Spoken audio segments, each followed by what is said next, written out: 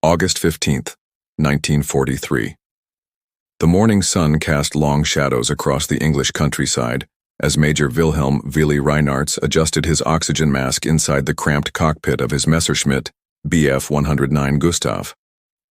Far below, the patchwork fields of occupied France stretched endlessly, but his eyes were fixed on the formation approaching from the west. Dozens of American Boeing B-17 flying fortresses, their silver fuselages glinting like deadly ornaments against the azure sky. Reinartz couldn't suppress a grim smile. The Americans had come again, flying deep into German-controlled airspace without fighter escort, their bombers arranged in neat combat boxes that reminded him of sitting ducks on a pond. For months now, the 8th Air Force had been throwing these massive formations against German industrial targets, believing their heavy armament and tight formations would be enough to survive the gauntlet of Luftwaffe interceptors. They were catastrophically wrong. Achtung! Amerikanische bomber bearing 270, altitude 7,000 meters. The voice of his wingman, Oberleutnant Hans Kruger, crackled through his headset with barely contained excitement. Both pilots were veterans of the Russian front, where they had learned to hunt in the vast skies above the steppes, but nothing compared to the methodical slaughter they had discovered over Western Europe. The German fighter formations were perfectly positioned, having been guided by an extensive radar network that tracked every Allied movement from the moment the bombers left English soil. Reinartz commanded the 2nd Squadron of Jagdgeschwader 26 Schlageter, named after the World War I hero Albert Leo Schlageter. His unit had become specialists in bomber interception, developing tactics that turned each American raid into a nightmare of spinning metal and parachute silk. As referenced in the official Luftwaffe combat reports archived at the German Federal Archives, the period from mid-1943 to early 1944 represented the apex of German fighter dominance over Western Europe. The Americans had courage, Reinartz would never deny that, but courage alone was insufficient when facing seasoned pilots flying superior aircraft with tactical advantages. "Remember, attack from the nose," Reinartz transmitted to his squadron. "The Americans have weak forward armament, single passes, then reform for another attack." The B-17 might have earned its Flying Fortress nickname from its impressive defensive firepower, but experienced German pilots had identified its vulnerabilities through months of deadly trial and error. Below them, the American bomber crews pressed onward with grim determination, their formation maintaining discipline despite knowing what awaited them. The lead aircraft belonged to the 91st Bomb Group, commanded by Colonel Clemens Wurzbach, a tough Texan who had been leading these suicidal missions since the spring. His bombardier, Lieutenant James "Lucky" Morrison, peered through his Norden bomb sight at the approaching target, a synthetic fuel plant that represented Nazi Germany's lifeblood. The Americans understood the arithmetic of aerial warfare as well as their German counterparts. Every gallon of synthetic fuel destroyed meant fewer panzer tanks rolling across European battlefields, fewer U-boats prowling the Atlantic shipping lanes, fewer Luftwaffe fighters rising to challenge Allied bombers. The mathematics were simple.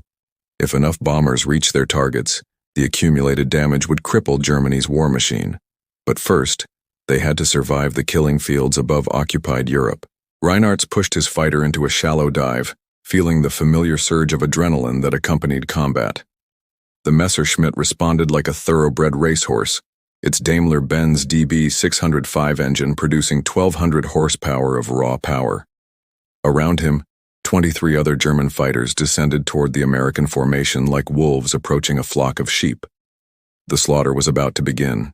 The date that would forever be remembered as Black Thursday began with deceptive tranquility at RAF Thorpe Abbotts in Norfolk, England. Colonel Curtis LeMay, commanding the 3rd Bomb Division, studied weather reports with the focused intensity that had made him one of America's most respected bomber commanders. Today's target was Schweinfurt, deep in the heart of Germany, home to factories producing 60% of the Reich's ball bearings. Captain Robert Mack McDowell of the 91st Bomb Group finished his pre-flight inspection of his B-17, nicknamed Hell's Angels, by his crew. The aircraft bore the scars of 17 previous missions over occupied Europe, each aluminum patch telling a story of survival against impossible odds. McDowell's bombardier, Staff Sergeant Tony Ricci from Brooklyn, carefully loaded the Norden bomb site while muttering prayers in Italian, a ritual he performed before every mission. The mathematics of the Schweinfurt mission were brutally simple. Intelligence estimated that destroying the ball-bearing factories would cripple German tank and aircraft production within months. The price would be measured in American blood, but the strategic calculus seemed unavoidable. Without long-range fighter escort, the bomber formations would fight their way to the target through hundreds of German interceptors. General Ira Eaker, commanding the 8th Air Force, had argued repeatedly for postponing deep penetration missions until adequate fighter escort became available. The Republic P-47 Thunderbolt possessed excellent performance, but lacked the range to accompany bombers beyond the German frontier. The Lockheed P-38 Lightning offered better range, but remained vulnerable to German fighters at high altitude. What the Americans desperately needed was a fighter that combined long range with superior performance, a requirement that seemed impossible to fulfill. At Luftwaffe airfields across occupied Europe, German pilots prepared for what they anticipated would be another turkey shoot. Major Egon Mayer of Jagdgeschwader, II Richthofen, had perfected head-on attacks against American bombers, approaching at combined closing speeds exceeding 500 miles per hour. His tactics required split-second timing and nerves of steel, but they had proven devastatingly effective against the supposedly impregnable flying fortresses. According to official records maintained by the 8th Air Force Historical Society, the second Schweinfurt raid launched with 291 B-17s divided into 2 combat wings. The lead formation, commanded by Brigadier General Robert Williams, would approach from the northwest while the second formation struck from the southwest, hoping to divide German defensive attention. The first German interceptors appeared over the Belgian border, where Messerschmitt Bf-109s and Focke-Wulf 190s began their methodical destruction of the American formations. Captain McDowell watched in horror as Sweet Pea, flown by his squadron mate Lieutenant Danny Morrison, suddenly erupted in flames after taking cannon shells through the cockpit. The B-17 rolled inverted and began its death spiral toward the forests below, taking 10 American aircrew with it. "Bandits 11 o'clock high." Staff Sergeant Mike O'Connell, McDowell's top turret gunner, opened fire with his twin 50 caliber machine guns as a German fighter flashed past their nose. The Browning M2 machine guns hammered out their deadly rhythm, sending streams of half-inch bullets toward the attacking Messerschmitt. But the experienced German pilot had already rolled away and was positioning for another pass. The slaughter continued for hours as the diminishing American formations fought their way deeper into German airspace. Radio channels filled with desperate calls. "Mayday, Mayday, going down," and "Bail out, bail out." The autumn sky became a deadly constellation of burning aircraft, parachutes, and debris falling toward the forests and fields of the Third Reich. By the time the surviving bombers reached Schweinfurt, only 160 aircraft remained mission-capable. The target was obscured by industrial haze and defensive smoke screens, making accurate bombing nearly impossible. Many bomb loads fell harmlessly into surrounding countryside, while the ball-bearing factories continued operating with minimal damage. The return flight became a running battle across hundreds of miles of hostile territory. German fighters attacked relentlessly, picking off damaged bombers that couldn't maintain formation speed. Captain McDowell nursed Hell's Angels homeward with 2 engines feathered, and his tailgunner seriously wounded every mile purchased with blood and determination. When the survivors finally touched down on English soil, the casualty reports painted a devastating picture. 60 B-17s lost, with 600 American aircrew killed or captured. The strategic bombing campaign had reached a crisis point that threatened its very survival. 2 years to the day after Pearl Harbor, a sleek silver fighter touched down at RAF Bottisham in Cambridgeshire, England. The aircraft bore the distinctive markings of the 354th Fighter Squadron, 4th Fighter Group, but its design represented a revolutionary departure from previous American fighters. The North American P51 Mustang had arrived in Europe, though few observers appreciated the significance of this moment. Lieutenant Colonel Don Blakesley, commanding the 4th Fighter Group, walked around the Mustang with the critical eye of a combat veteran who had flown both Supermarine Spitfires and Republic P-47 Thunderbolts against the Luftwaffe. The P51 appeared almost too elegant for aerial combat, its laminar flow wing and streamlined fuselage suggesting speed and grace, rather than the brutal efficiency required for air-to-air combat. "She's beautiful," admitted Captain Don Gentile, Blakesley's leading ace. "But can she fight?" Gentile had scored most of his victories while flying Spitfires with the RAF Eagle squadrons before transferring to the USAF. He understood that appearance meant nothing in aerial combat. Only performance and reliability mattered when facing experienced German pilots flying proven aircraft. The Mustang's development story read like a technical fairy tale that had somehow become reality. North American Aviation had designed and built the prototype in just 117 days during 1940, initially powered by an Allison V1710 engine that provided adequate low-altitude performance, but suffered at the high altitudes where bombers operated. The aircraft had served with distinction in ground attack roles, but seemed unsuitable for high-altitude escort missions. Everything changed when British engineers suggested installing the Rolls-Royce Merlin 61 engine, the same power plant that made the Spitfire and Hurricane such formidable fighters. The marriage of American airframe design with British engine technology created an aircraft that combined long range with exceptional high-altitude performance, exactly what the 8th Air Force desperately needed. Major James Howard, commanding the 354th Fighter Squadron, briefed his pilots on the Mustang's capabilities with barely contained enthusiasm. "Gentlemen, this aircraft has a combat radius of 475 miles with drop tanks. That means we can escort the heavies all the way to Berlin and still have fuel for combat." His words generated stunned silence among pilots accustomed to the limited range of previous escort fighters. As documented in the official history of the 8th Air Force, compiled by the Air Force Historical Research Agency, the first P-51 missions over Europe began in December 1943 with limited objectives. The 4th Fighter Group flew reconnaissance and fighter sweeps over the Low Countries, gradually expanding their operational envelope as pilots gained experience with their new aircraft. The Mustang's performance envelope seemed almost too good to be true. With a maximum speed of 437 miles per hour at 25,000 feet, the P-51 could match or exceed the speed of contemporary German fighters. Its service ceiling of 41,900 feet provided a significant altitude advantage, while its range capabilities promised to revolutionize escort tactics. German intelligence officers initially dismissed reports of the new American fighter as propaganda or wishful thinking. The Luftwaffe had grown comfortable with the tactical situation over Western Europe, where their interceptors enjoyed sanctuary beyond the range of Allied escort fighters. The concept of American fighters accompanying bombers to Berlin seemed as fantastical as science fiction. Oberst Adolf Galland, general of the fighter arm, reviewed intelligence reports from the Western Front with growing concern. The Luftwaffe ace, credited with 104 aerial victories, understood aircraft performance better than most German officers. If the Americans had indeed developed a long-range fighter with performance matching the Messerschmitt Bf-109 or Focke-Wulf 190A, the strategic balance over Europe would shift dramatically.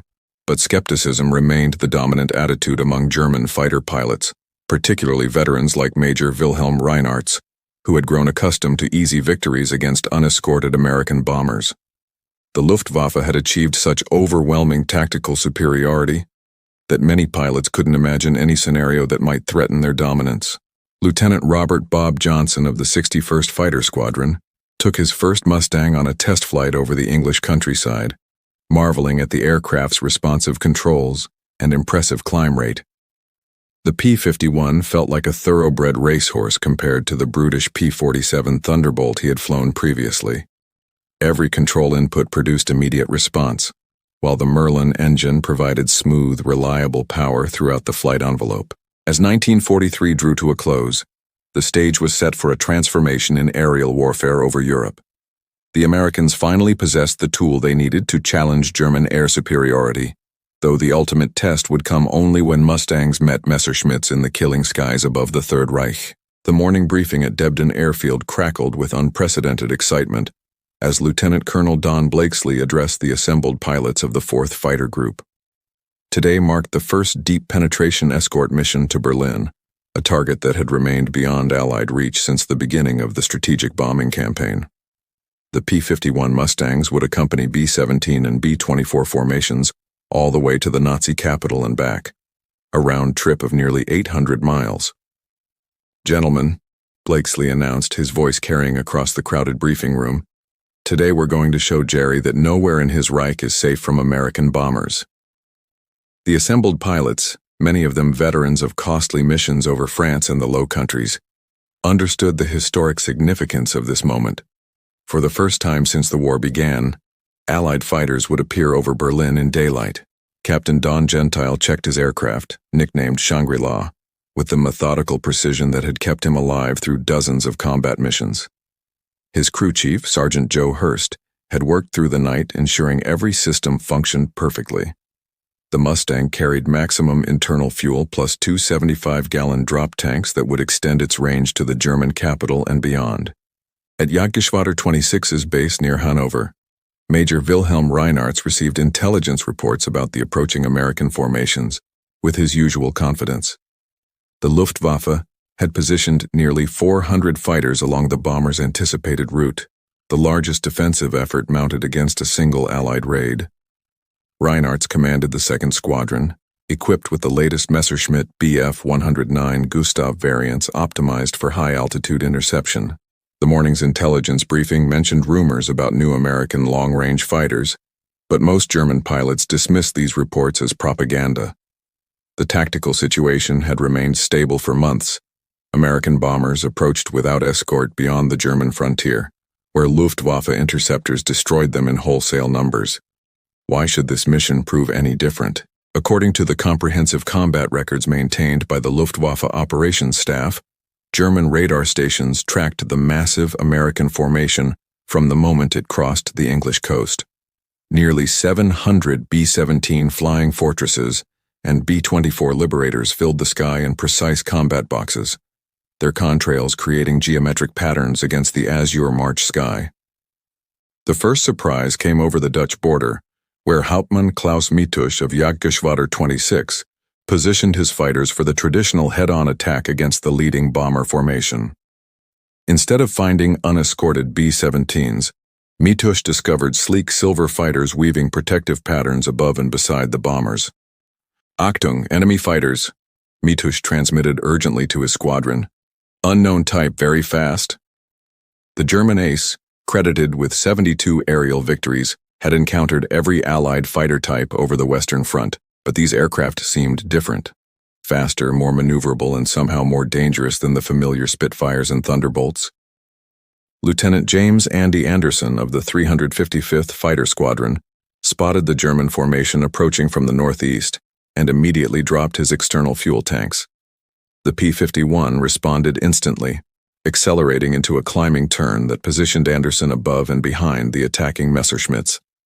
His wingman, Lieutenant Charles Chuck Yeager, stayed glued to Anderson's starboard wing as they dove toward the unsuspecting German fighters.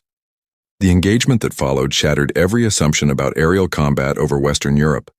Anderson's Mustang easily matched the Messerschmitt's performance in a turning fight, while the American fighters' superior high-altitude capabilities provided significant tactical advantages. When Hauptmann Mitusch attempted his traditional dive-and-zoom attack, he found himself pursued by fighters that could match his speed and outclimb his aircraft.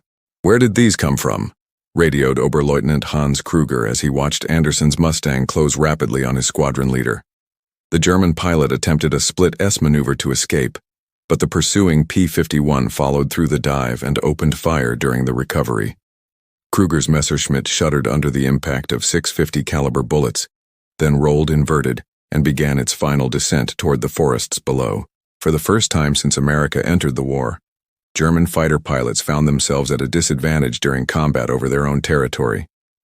The Mustangs possessed superior range, comparable or better performance, and were flown by increasingly experienced pilots who had survived months of aerial combat. The tactical balance had shifted, though few participants yet understood the magnitude of this change. As the massive formation continued toward Berlin, radio channels filled with confused German transmissions reporting the mysterious American fighters that seemed to appear everywhere simultaneously. protecting their bomber charges with unprecedented effectiveness. The Nazi capital spread below the American formations like a vast urban maze, its streets and buildings clearly visible through the crisp March air. For Lieutenant Charles Chuck Yeager of the 357th Fighter Squadron, the site represented more than just another target. Berlin symbolized the heart of Nazi tyranny, and today American bombers would strike it with unprecedented force, while P51 Mustangs maintained protective escort. Major General James Doolittle, commanding the 8th Air Force, had gambled everything on this mission. The famous Tokyo Raider understood that reaching Berlin in daylight would demonstrate Allied air power's growing dominance while delivering a psychological blow to German civilian morale. More importantly, it would prove that no target in the Reich remained beyond Allied reach. Captain Don Gentile maintained protective patrol above the lead bomber formation, his experienced eyes scanning constantly for German interceptors. The Luftwaffe had thrown everything available against the massive raid, but the presence of long-range escort fighters had fundamentally altered the tactical equation. German pilots who had grown accustomed to easy victories now found themselves fighting for survival against opponents who possessed technical and tactical advantages. Bandits 2 o'clock low. Staff Sergeant Mike O'Brien, flying as Gentile's wingman, spotted a formation of Messerschmitt Bf-109s climbing toward the bomber stream. The German fighters had jettisoned their external fuel tanks and were approaching at maximum climb rate, hoping to reach bombing altitude before the escorts could intercept them. Gentile rolled his Mustang into a steep dive, trading altitude for speed as he positioned for an attack on the climbing German fighters. The P-51's laminar flow wing design provided excellent high-speed characteristics, allowing him to close rapidly on his targets while maintaining full control authority. His wingman stayed in perfect formation, ready to cover Gentile's attack or engage additional targets as required. The engagement occurred at 28,000 feet above the German capital, with the city's landmarks clearly visible far below. Gentile selected the leading Messerschmitt and opened fire at 300 yards range, his 650 caliber machine guns converging on the German fighter's engine compartment. The Browning M2 guns fired at a combined rate of 3,600 rounds per minute, creating a devastating stream of half-inch projectiles. As recorded in the post-mission intelligence reports filed with 8th Air Force headquarters, German fighter resistance over Berlin proved far less effective than anticipated. The presence of long-range escort fighters disrupted traditional Luftwaffe tactics, forcing German pilots to fight their way through multiple layers of P-51 Mustangs before reaching the bomber formations. Oberst Adolf Galland, monitoring the battle from his headquarters, received increasingly desperate reports from fighter units across northern Germany. His carefully positioned interceptor forces were being systematically defeated by American fighters that seemed to possess unlimited range and superior performance. For the first time since 1940, the Luftwaffe was losing control of German airspace. The bombing itself proceeded with mechanical precision, despite fierce flak from Berlin's extensive anti-aircraft defenses. Lead Bombardier Captain James Lucky Morrison, flying with the 91st Bomb Group, guided his formation over the primary target, aircraft component factories in the southern suburbs. Through his Norden bomb sight, Morrison watched high-explosive bombs impact precisely on target, sending towers of smoke and debris into the clear March sky.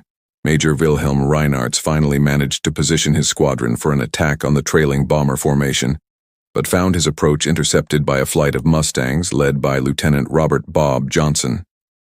The American ace had learned his trade flying P-47 Thunderbolts over France, but the P-51 provided capabilities he had only dreamed about in previous aircraft. "This is impossible," Reinhardt transmitted to his squadron as Johnson's Mustang easily matched his Messerschmitt's climb rate while closing for an attack.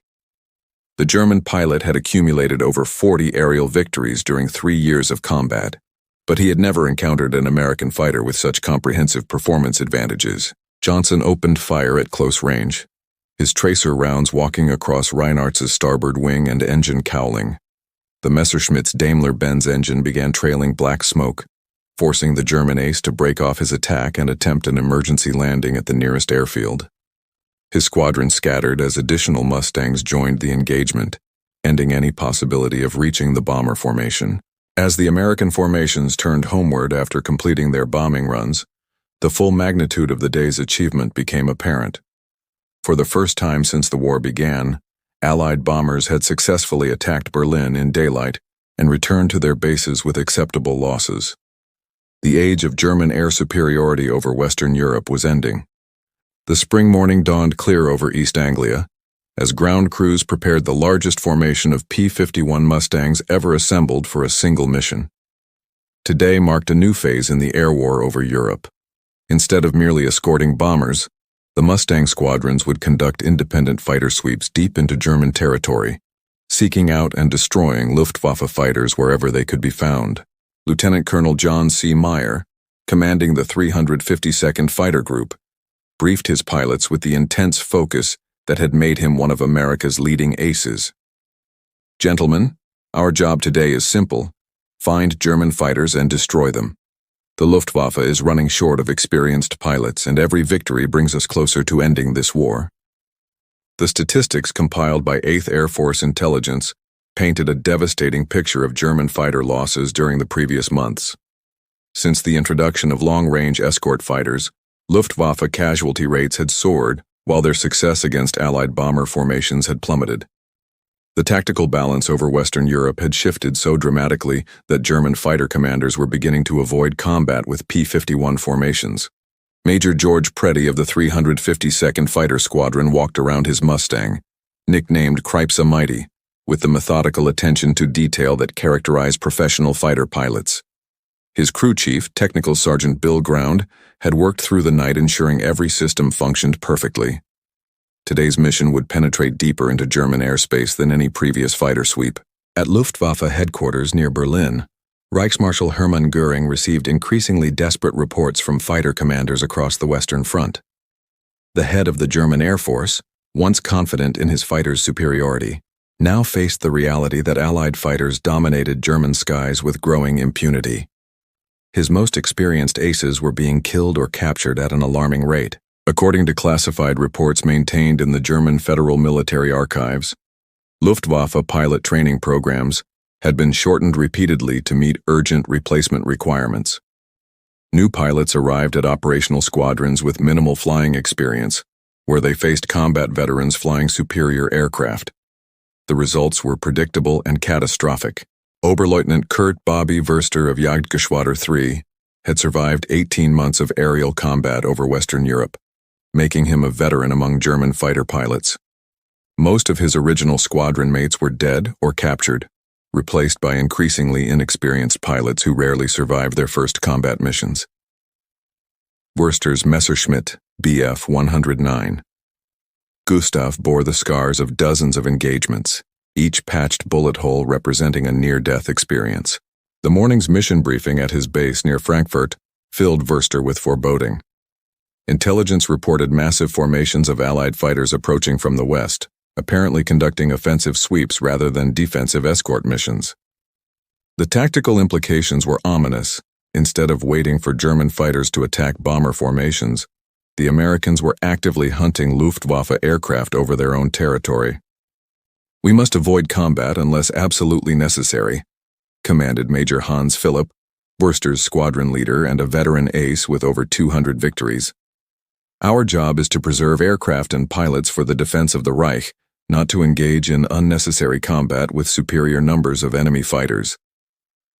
The new defensive strategy represented a complete reversal of traditional Luftwaffe doctrine, which had emphasized aggressive offensive action since the beginning of the war.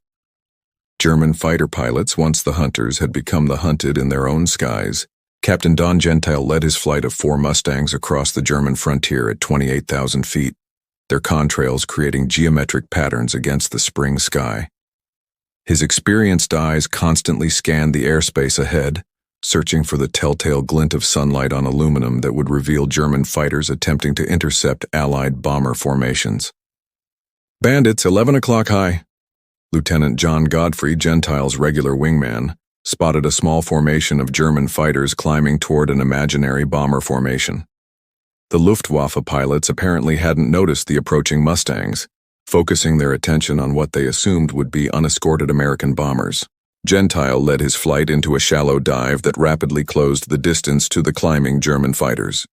The P51 Mustangs' superior performance characteristics provided significant tactical advantages, allowing American pilots to dictate the terms of engagement, while denying German fighters any opportunity to escape once combat began.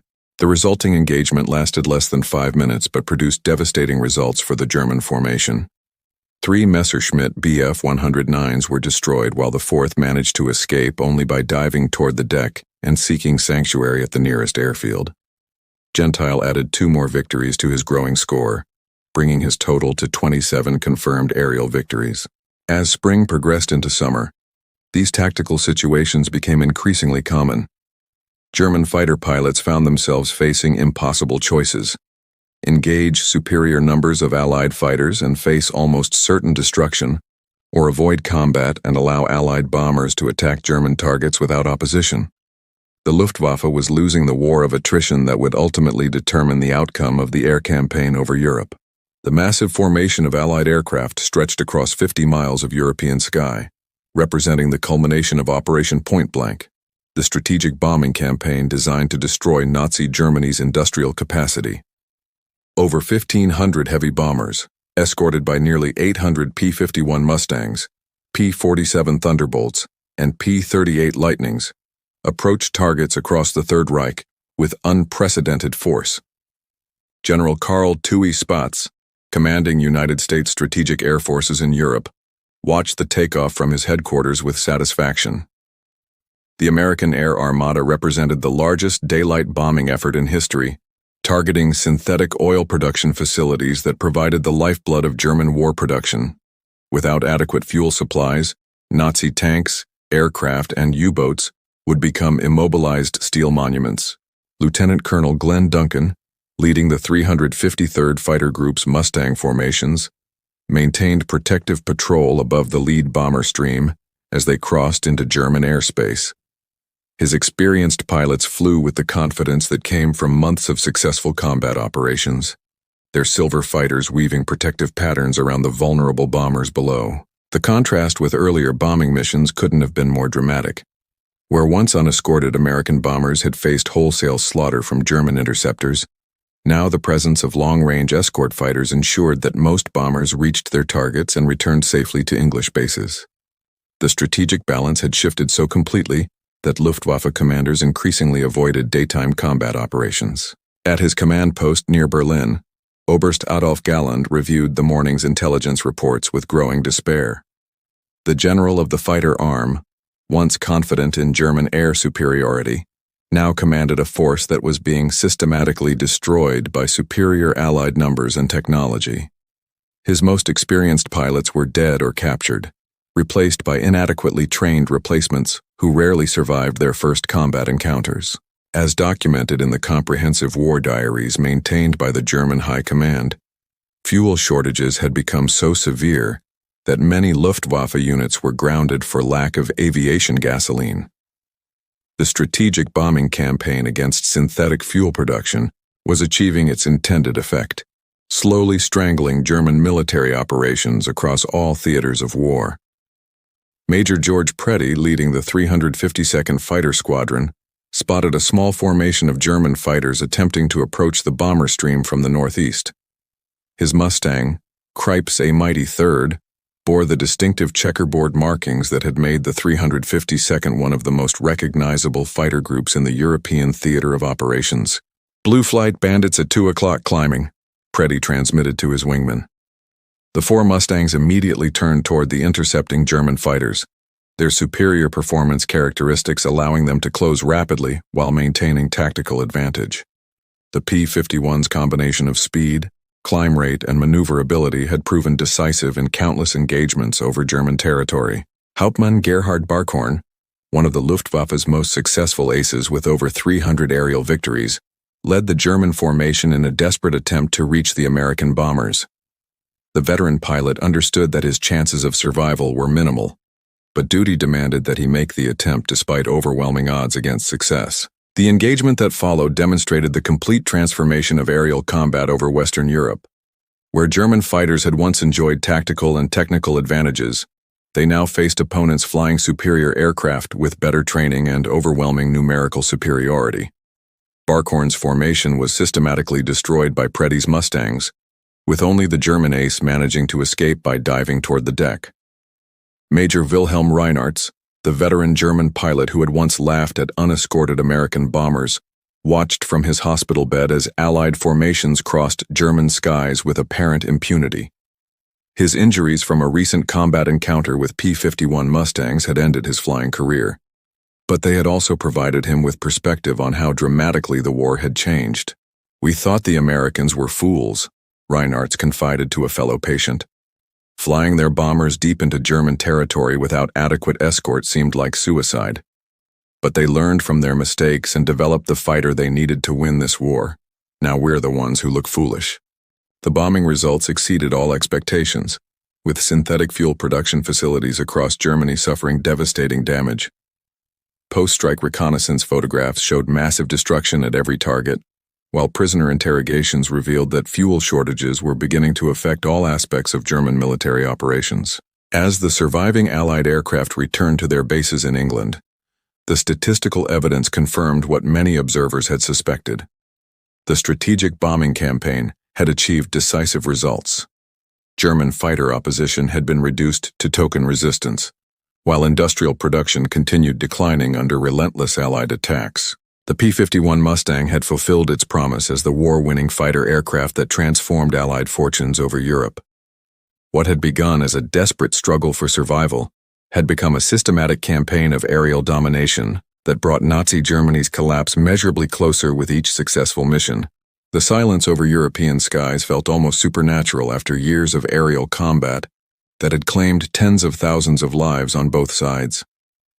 Victory in Europe Day marked not just the end of Nazi Germany, but the conclusion of the most intensive air campaign in human history. P-51 Mustangs sat motionless on airfields across England, their guns finally silent after months of systematic destruction of German air power. General Karl Tui Spatz stood on the balcony of Supreme Headquarters Allied Expeditionary Force, watching the celebration crowds in the streets below. The architect of the strategic bombing campaign understood better than most how close the Allies had come to failure during the dark days of 1943, when unescorted bombers faced wholesale destruction from German interceptors. Lieutenant Colonel Don Blakesley, the legendary commander of the 4th Fighter Group, walked among his grounded Mustangs with mixed emotions. His pilots had compiled an extraordinary combat record. Over 1,000 aerial victories and more than 1,500 German aircraft destroyed on the ground, but the cost had been measured in the lives of young men who would never see peacetime. The statistical summary compiled by 8th Air Force Headquarters told the complete story of transformation. During the period from August 1943 to May 1945, P-51 Mustang units had achieved 4,150 aerial victories while losing 2,520 aircraft in combat, a remarkable exchange ratio that demonstrated the fighters' superiority over German opponents. Captain Don Gentile, credited with 34 aerial and ground victories, reflected on the dramatic change that had occurred since the Mustang's introduction to European combat. When we first arrived in England flying Spitfires, the Luftwaffe owned the sky over Germany. American bombers were being slaughtered, and we couldn't do anything to help them beyond the French coast. The transformation had been so complete that many younger pilots couldn't imagine the desperate situation that had existed before long-range escort fighters became available. Major George Preddy, the leading Mustang ace with 26 aerial victories, had witnessed the entire evolution from desperate defensive missions to offensive fighter sweeps deep into German territory. According to the comprehensive analysis prepared by the United States Strategic Bombing Survey, the combination of strategic bombing and fighter escort operations had achieved decisive results against German war production. Synthetic fuel output had declined by 85%, aircraft production had been reduced by 70%, and the Luftwaffe had been effectively eliminated as a fighting force. The human cost of this victory remained staggering on both sides. American bomber crews suffered casualty rates exceeding 50% during the worst periods of 1943, while German fighter pilots faced almost certain death or capture once Allied escort fighters achieved numerical and technical superiority. Major Wilhelm Reinhardt's, the German ace who had begun the war laughing at unescorted American bombers, spent VE Day in a British prisoner of war camp, contemplating the irony of his situation. "We were so confident in our superiority," he wrote in his diary. "The Americans seemed naive, flying deep into our territory without adequate protection, but they learned from their mistakes faster than we learned from our successes." The P51 Mustang had accomplished what many aviation experts considered impossible, combining long range with exceptional performance in a single airframe. The marriage of American engineering with British engine technology had produced the weapon that broke German air power and made the strategic bombing campaign possible. In aircraft factories across the American Midwest, production lines that had churned out 15,000 Mustangs during the war began retooling for peacetime production. The fighter that had saved the strategic bombing campaign and helped win the war in Europe was already becoming obsolete as jet aircraft pointed toward the future of aerial combat. The lesson of the Mustang extended far beyond technical specifications or combat statistics. It demonstrated that technological innovation, combined with tactical flexibility and strategic patience, could overcome seemingly insurmountable advantages. The Germans who had once laughed at American bomber formations had learned too late that underestimating enemy capabilities was a luxury that nations at war could not afford. As the sun set on Victory in Europe Day, the P51 Mustangs sat silent on their hard stands, their silver wings reflecting the fading light. They had accomplished their mission with deadly efficiency, transforming the European air war from a German turkey shoot into an Allied victory that hastened the end of Nazi tyranny. The bombers they had protected so faithfully during countless missions over hostile territory had delivered the strategic blow that crippled German industry.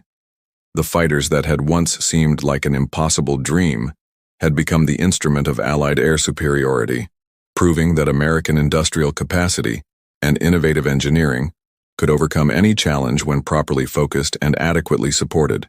The war in the Pacific continued, but the victory in European skies belonged to the sleek silver fighters that had escorted American bombers all the way to Berlin and back, fulfilling a promise that had once seemed as distant as the stars themselves. The P51 Mustang had written its name in history with contrails and gunfire, transforming laughter into tears and dreams into reality across the blood-soaked skies of wartime Europe.